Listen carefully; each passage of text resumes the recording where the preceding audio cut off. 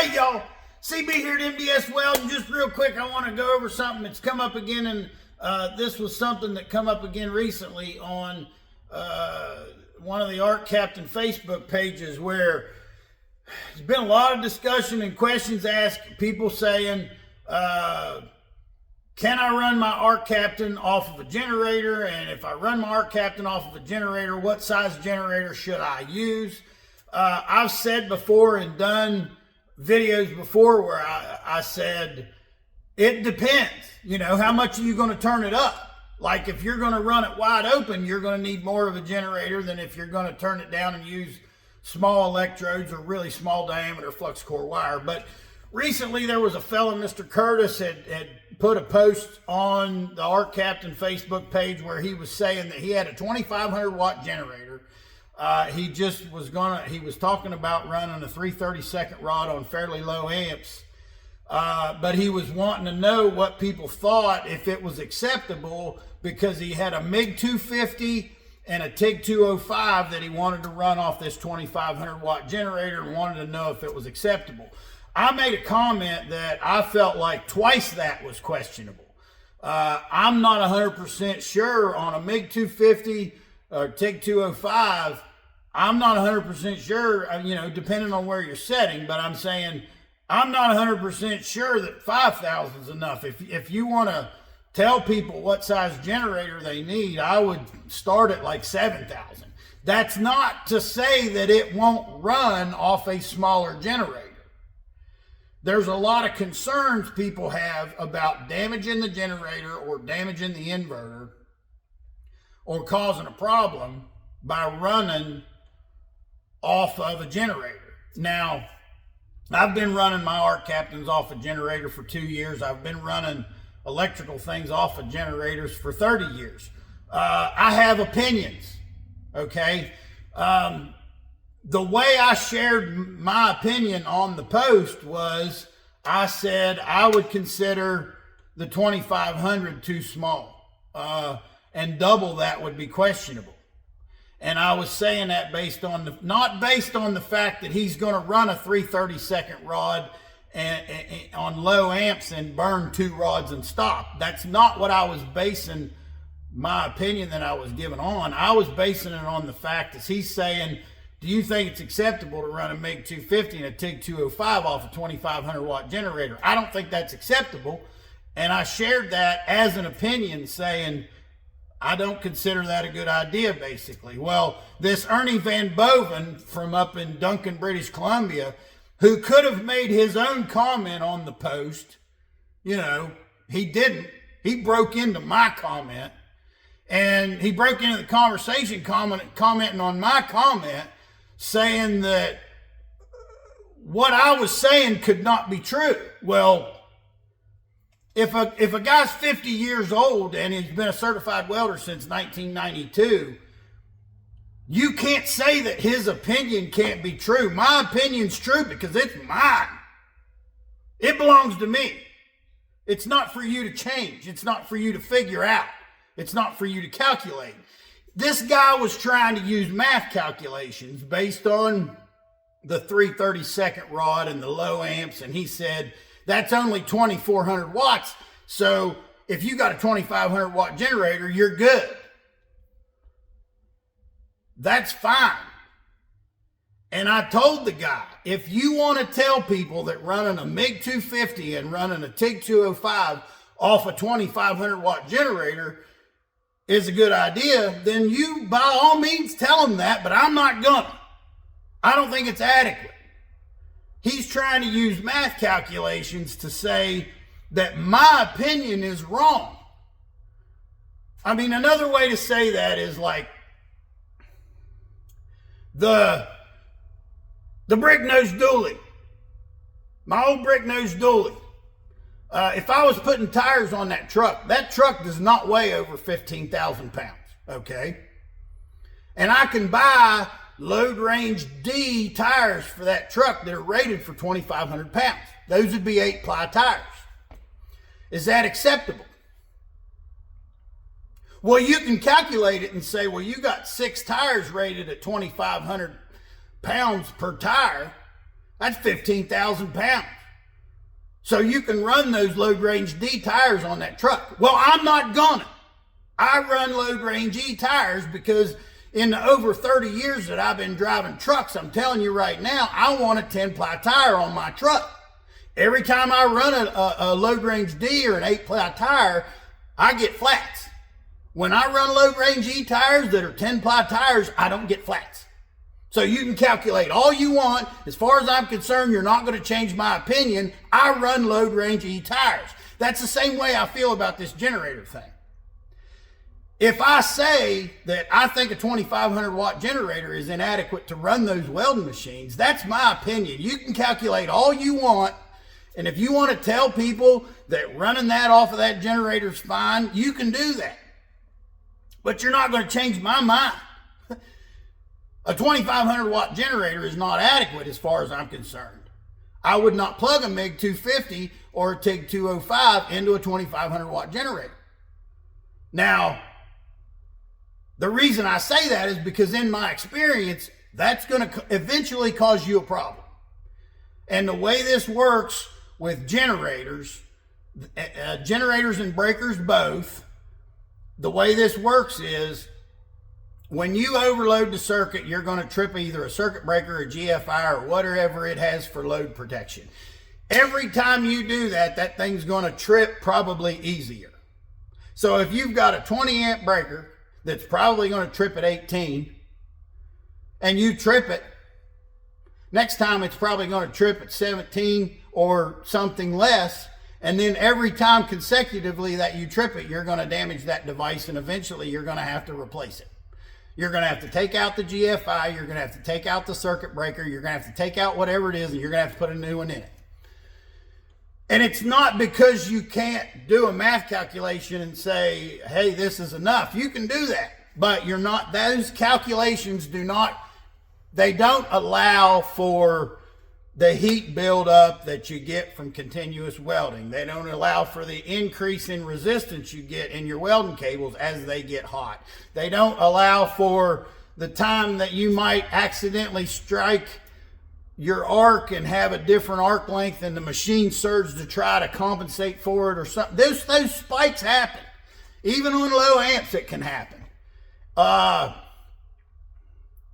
It's a bad idea, in my opinion. And if you have a different opinion, that's great.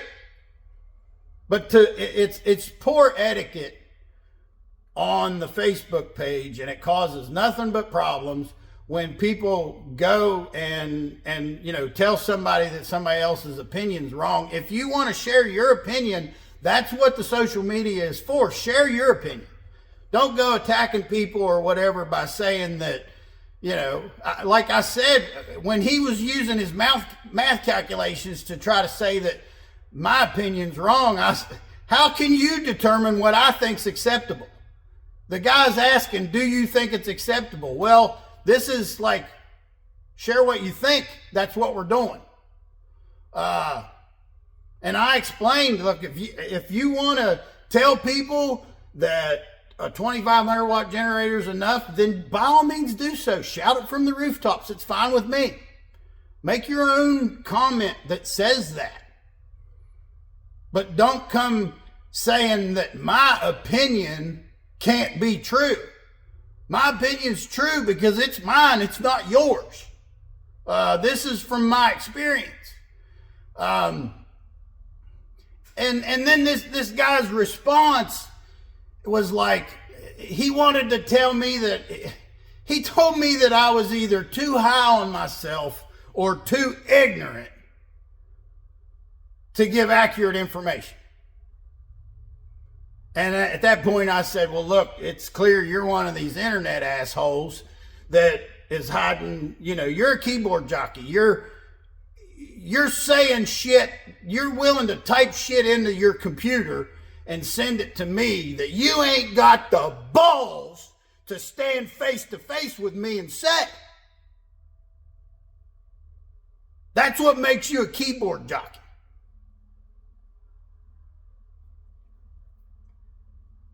And then this guy says that I'm calling him names.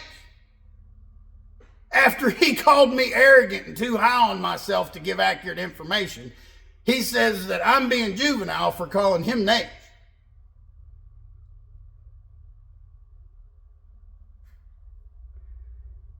He says that I was the first one calling bullshit on his post. He didn't make a post. Jeff Curtis made a post. I made a comment on the post. This Ernie Van Boven busted into the conversation. He had the option to make his own comment, but he busted into the comment section on my comment to tell everybody that my opinion can't be true, which as far as I'm concerned, you can't change, and you can't realistically say that someone's opinions can't be true. It belongs to me. It's my opinion based on my experience. You can't say that can't be true unless you can change my mind, which you ain't gonna.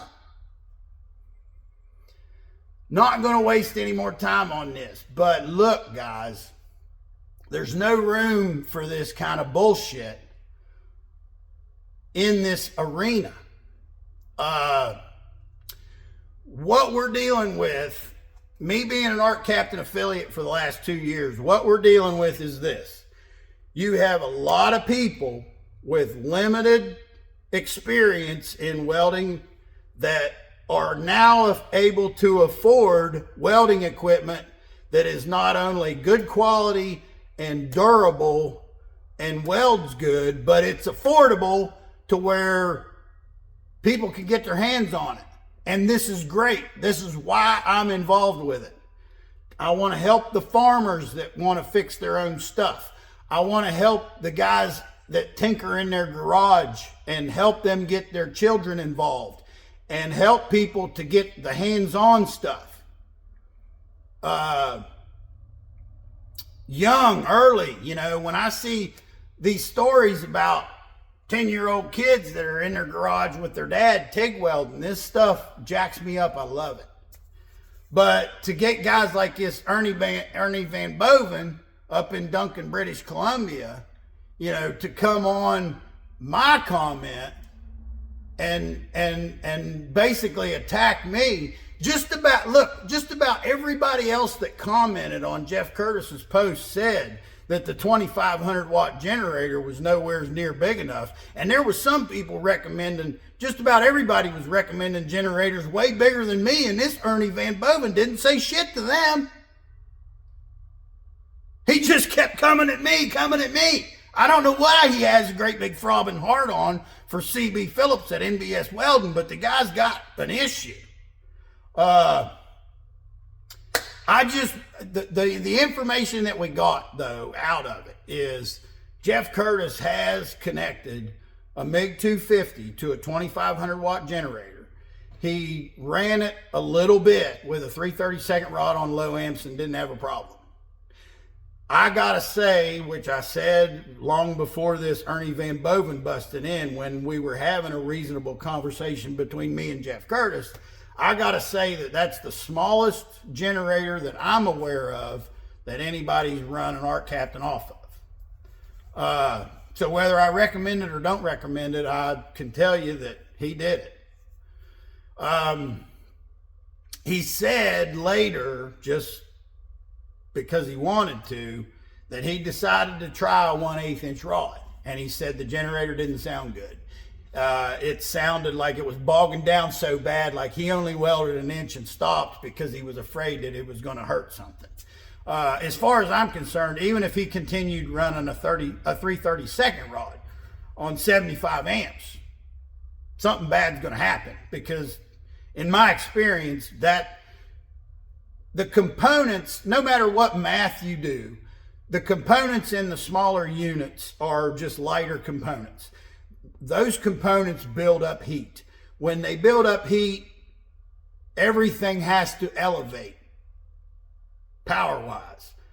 That puts more of a draw on the machine, more of a draw on the GFI, the circuit breaker, or whatever circuit protection there is. And even though you would think that tripping a breaker or tripping a GFI is no big deal, The thing is, every time you trip those devices, it's been my experience, every time you trip them, they get weaker. So you want to avoid tripping them. Otherwise, you're going to trip the thing and then it gets weaker, so you trip it again, and it gets weaker, so you trip it again, and it'll reach a point where you can't run a grinder off a 20 amp breaker. You don't want that, because now you don't have a 20 amp breaker, you got a 7 amp breaker. You know, once you trip it a bunch of times, that's what happens. And that's why I say you want to avoid that stuff. I run the Arc Captain equipment off of a 10,000 watt generator. And I've never done any damage to any of the Arc Captain equipment doing that. But I think in my case, you know, this Ernie Van Boven was saying how I was an idiot because I was trying to trip breakers and I was trying to overload stuff. I'm doing that because I'm an Arc Captain affiliate and I'm testing this equipment. I am intentionally, like I've said many times on the channel, I don't want you to do the things that are wrong with your Arc Captain equipment. But I'm gonna. As an Arc Captain affiliate, I feel like it's my job to do that. I will take the risk. You know, I have a place here. I sent him a particular video where I intentionally was running a MiG 145 until I tripped a 30 amp breaker. And he thought, you know, what a fucking idiot this guy is for doing that. Well, I have a spot in my shop where it's 2 feet from the breaker box to the plug, to the outlet. This is something I could easily monitor if there was an issue with fire or anything like that. It's not something that I would allow to be a problem. But as an Arc Captain affiliate, I'm going to run the machines until something fails. You know, like I've said before, I run them off of cords that an electrician will tell you are way too long. I run them off of cords that an electrician will tell you are not a big enough diameter. I run them off of breakers that an electrician will tell you are too small. I do these things. I run 3/16 rods with a MiG 200. Now, you could go through all of the Arc Captain stick welding stuff and the setup guides in any of it, and you will not see a single word recommended of running a 3/16 rod with an Arc Captain. Nowhere. And I don't recommend you do it either. But to me, it's my job to do it. And in my case, if it burns up the welder, then it burns up the welder. I don't want you to buy a welder and it's the only welding machine you got and you burn it up. But in my case, I am testing the durability of the machine. And if it burns up, it burns up, and I'll contact Arc Captain and say, hey, I burned it up and this is what it took to burn it up.